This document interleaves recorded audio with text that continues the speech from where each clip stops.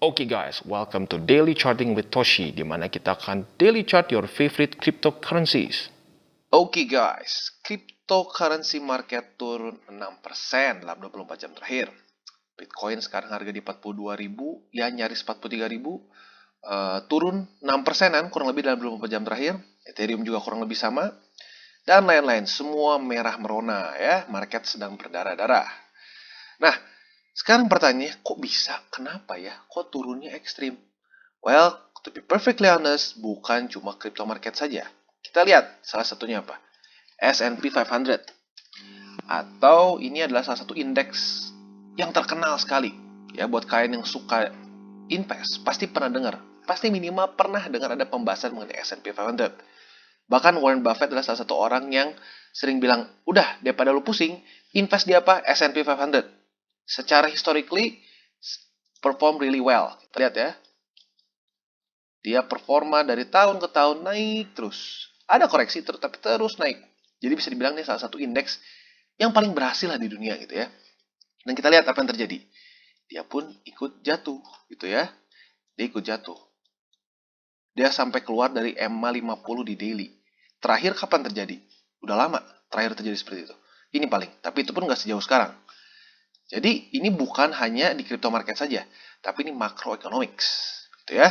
Terus orang bilang mungkin, loh kan ini turunnya kecil, coba dari sini berapa persen sih? Wah cuma 2%.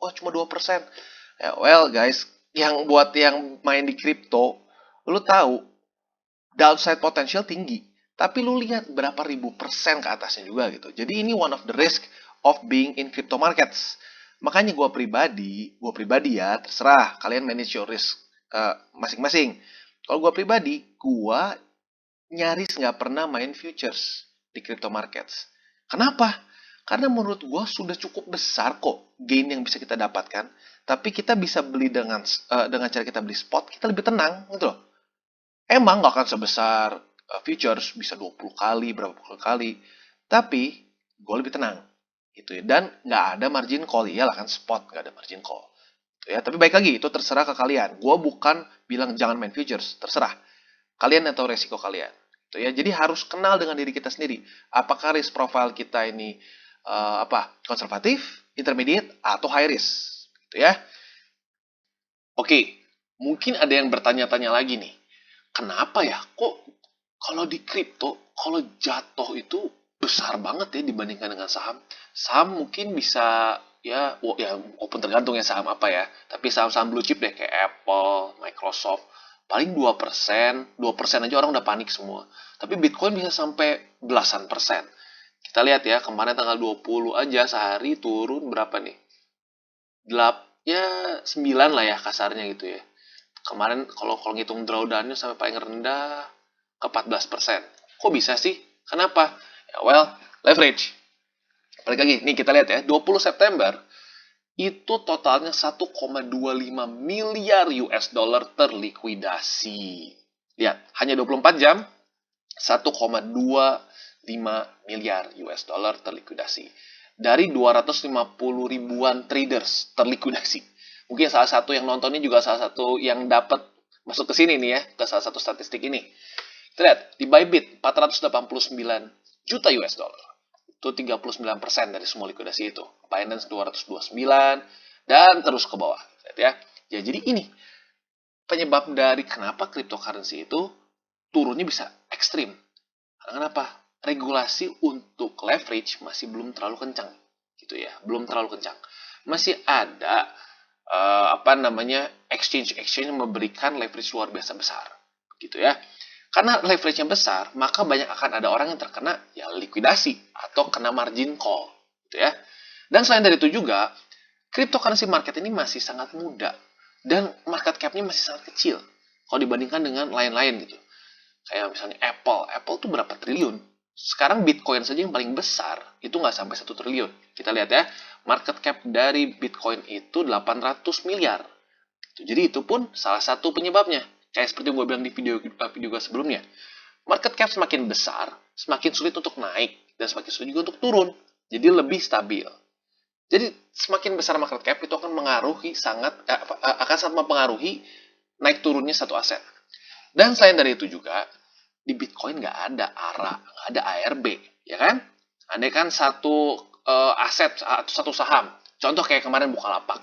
Bukalapak IPO kan, saat dia nembus dari 20% ke atas, dia ada ARA, automatic reject atas. Ya. Jadi ada mekanisme di dalam exchange mereka lah gitu ya, untuk dalam tanda kutip memaintain gitu, jangan sampai terlalu volatile. Di crypto markets nggak ada. Bitcoin mau naik 1.000.000% juga terserah. Gitu ya. Mau naik, mau turun, nggak ada yang ngatur. Dan nggak ada yang bisa ngatur gitu loh. Nah, jadi itu tuh pisau, apa ya bisa dibilang, ya bisa jadi pisau yang, ya tergantung lu pakainya gitu loh. Kalau lu makainya salah, ya lu bisa ikutan kepotong gitu loh. Jadi ya malah justru menurut gua, untuk lu main di cryptocurrency market, lu harus researchnya bahkan lebih dalam lagi daripada lu investasi di aset-aset yang sudah dalam tanda kutip lebih terregulasi, ya. Jadi ingat untuk selalu do your own research gitu loh. Jangan sampai udahlah ikut aja siapa ngomong ini bagus beli. Terus tiba-tiba pas turun berapa persen, wah panik gitu. Jadi ingat selalu do your own research. Oke, sekarang mungkin ada yang bertanya, ini cuma crypto market saja atau enggak? Well, seperti yang gua tadi singgung sedikit di depan, enggak.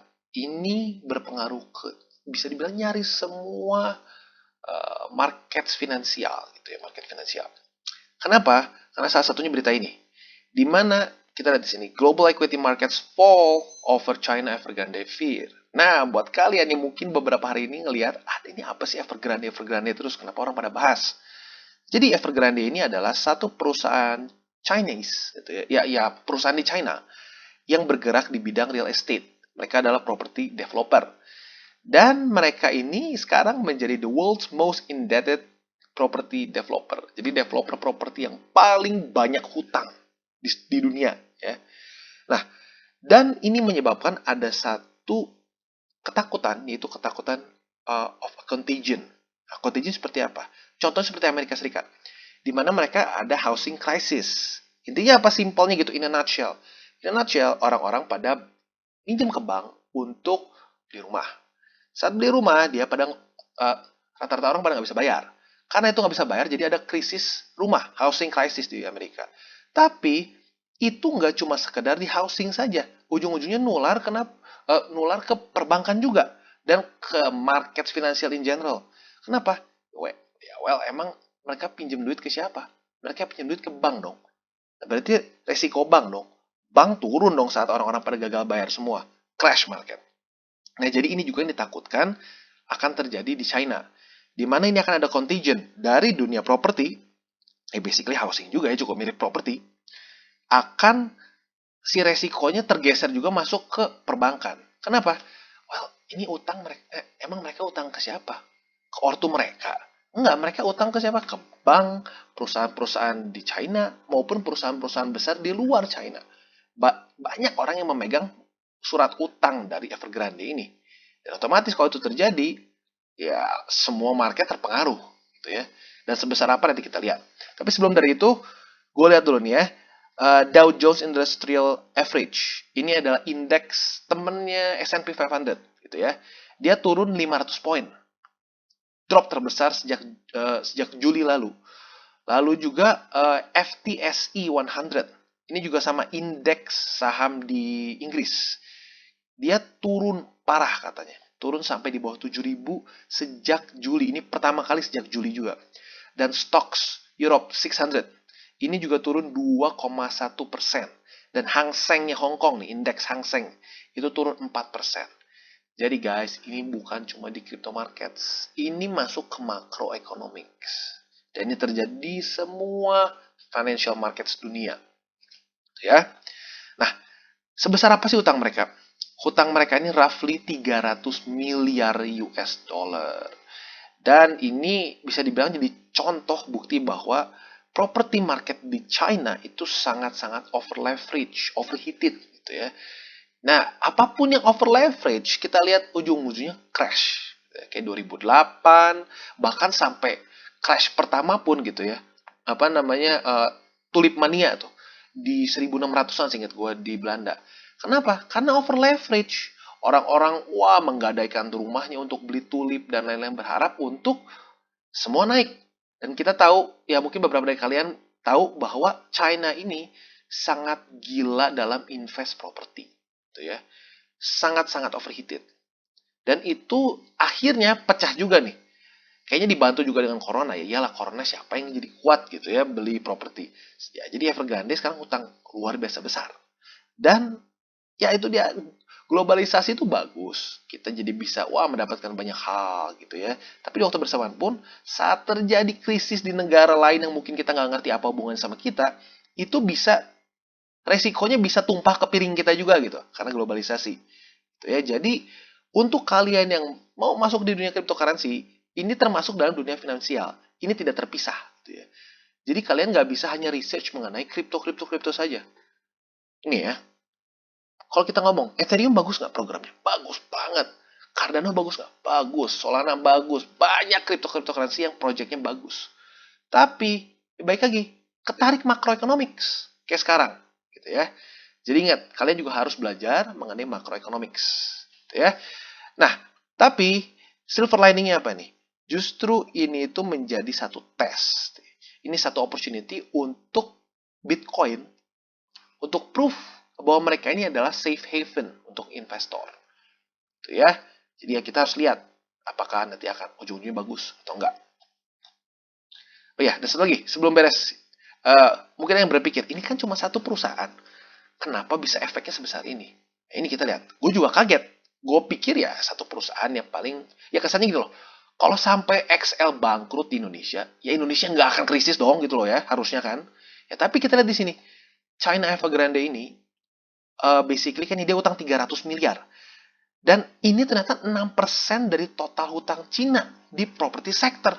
6% loh, satu perusahaan 6%. Jadi besar. Dan selain dari itu, impact-nya adalah apa? Evergrande ini adalah satu raksasa di Chinese economy. Ini perusahaan ini employs 200,000 people, 200.000 orang secara directly. Dan indirectly 3,8 juta pekerjaan. Kebayang kalau tiba-tiba Evergrande mati, berapa banyak orang yang menganggur. Gitu ya. Nah, makanya banyak yang dalam tanda kutip membandingkan Evergrande ini dengan Lehman dibilang. Lehman Brothers, di mana kita tahu di 2008 salah satu bank yang tidak di bail out oleh negara adalah Lehman Brothers. Kenapa? Karena ya mereka sangat over leverage. Bahkan 2 kalinya dari Evergrande hutangnya. Mereka itu utang seingat gua 600 miliar US dollar di 2008. Ya, kebayang? Ya, jadi itu dia, seremnya dari over leverage. Apapun itu ya, mau rumah, mau properti, bahkan perusahaan pun semua kalau over leverage ya crash. Oke, kita akan sekarang charting Bitcoin. Kemarin Bitcoin kita lihat berhasil tertahan oleh support Fibo yang warna biru ini ya. Dimana kita lihat ya ada sih tembus sedikit, tapi overall masih ketahan. Dan hari ini dari jam 7 dia sempat nge-wick ke bawah dan berhasil naik lagi. Paling rendah tadi itu di harga 40.000 lebih 155 dolar. Lumayan serem ya. Nah, andai kan sini tembus, kita tekniknya bisa dapat 40.000 US dollar. Kalau tembus juga 40.000 US dollar, kita ada berapa? 38.000. Itu dari mana supportnya? Dari sini. Kita lihat ya. Ini bisa menjadi support untuk Bitcoin. Apabila tembus dari sini, ya bisa dibilang fifth wave gagal ya. Seperti yang gue bahas di video-video gue sebelumnya. Kalau sampai wave yang ke 4 ini lebih rendah daripada kedua, atau di sini ya, lebih rendah nih sampai sini ya sudah, berarti tidak valid ya. Jadi wave kelima tidak valid. Tapi selama dia masih belum menembus dari sini, wave 5 masih valid-valid saja. Gitu ya. Kurang lebih seperti itu untuk Bitcoin. Dan jangan lupa, jangan pernah bosan-bosan melihat chart Bitcoin. Karena korelasi Bitcoin masih sangat tinggi dengan altcoins. Kalau Bitcoin dump, yang lain akan dump. Gitu ya. Oke, dan untuk Bitcoin lagi, sekali lagi nih ya, kita lihat bahwa selama Bitcoin bisa bertahan di atas M20 dan retest terus lah, seperti ini nih kita lihat ya. Dia retest terus dan dia nggak tembus, still good sign for Bitcoin. Karena historically speaking, saat dia berhasil bertahan di atas dari M20, kita lihat ya, tuh saat dia berhasil bertahan di daerah sini gitu ya, itu chance untuk dia naik besar. Apakah selalu? Enggak. kita lihat ya, contohnya di sini bisa aja dia turun dulu terus naik lagi. Ini disebutnya kapitulasi ekstrim gitu ya. Bisa saja. Tapi kalau kita lihat lebih seringnya saat dia gagal mempertahankan 20, ya lihat turun, turun, turun. Kita lihat lagi ya. Tuh, turun, turun, turun. Dan ini kurun waktu yang panjang ya. Jangan salah loh, ini kurun waktu yang panjang. Kita lihat ya. Ini dari sini nih ya, tembus dari sini ke sini. Sampai dia berhasil nembus lagi di sini gitu ya. Itu 602 hari, berapa tahun tuh? Jadi penting untuk Bitcoin bisa stay di atas MA20 di sini ya. Gak apa-apa retest terus seperti ini nih, gak apa-apa retest terus. Tapi harus bertahan di atas 20. Jangan sampai tembus parah gitu ya. Jadi itu kurang lebih untuk Bitcoin. Dan sebenarnya kalau mau ngomong sekarang yang paling penting kita lihat itu chart Bitcoin ya, karena basically semua masih ngikut ke Bitcoin gitu ya, apalagi dalam masa-masa seperti ini. Oke, Solana kita bisa lihat dia tertahan oleh MA200 di 4 hourly ya. Dan kalau kita lihat di daily, dia kemarin ya sudah lama tembus dari MA20. Tapi kita bisa lihat sekarang dia masih tertahan MA200. Jadi ini support penting untuk Solana. Ya, tapi baik lagi, semua support seperti ini semua akan tembus kalau Bitcoin dump. Ya, ingat. Jadi kalau gue pribadi sekarang kalau mau nambah posisi boleh-boleh saja nambah posisi. Tapi untuk long term, jangan berpikir untuk short term, apalagi jangan sampai ambil posisi seperti ini untuk futures, ya, karena masih volatile. Jadi resikonya menurut gue nggak worth it, ya. Oke, dan untuk Avalanche quite good ya, dia berhasil bertahan di atas MA20 di daily. Overall nice, dan juga dia berhasil merespect juga lah ini si support Fibo, hanya dengan wick saja ya. Jadi overall not bad untuk AVAX ya. Apalagi dibantu nanti dengan MA200 yang semakin mendekat di 4 hourly chart. Untuk tambah posisi boleh nggak? Boleh saja. Tapi baik lagi seperti yang gue bilang, lebih baik hanya spot saja dan lebih fokusnya di averaging gitu ya, untuk nambah posisi jangka panjang. Kalau untuk futures, seperti yang gue bilang di daily charting yang tadi ya, bahkan ya, yang soal Solana, ya gue nggak saranin dulu deh. Tunggu sampai ada kejelasan dulu, karena sekarang crypto market ini punya banyak ya berita-berita yang kurang baik lah di akhir September. 27 infrastructure bill, lalu juga tapering, diperparah juga sama macroeconomic yang jelek, semua market sedang ngedump gitu ya. Jadi ingat, manage your risk ya. Oke, dan untuk Ethereum not looking good. Kita lihat ya, dia nembus MA50 yang gue harap kemarin jadi support, ternyata dia tembus dengan cukup dalam ya. Dan bahkan menembus juga support Fibo. Yang tadinya kemarin-kemarin historically speaking dia bertahan cukup baik ya. 1, 2, 3 dites berkali-kali. Tapi ternyata jebol juga. Untuk Ethereum not looking really good. Tapi ya kita masih bisa berharap di daily ketahan dengan MA200. Tapi MA200 masih jauh ya. Di $2.500 ya.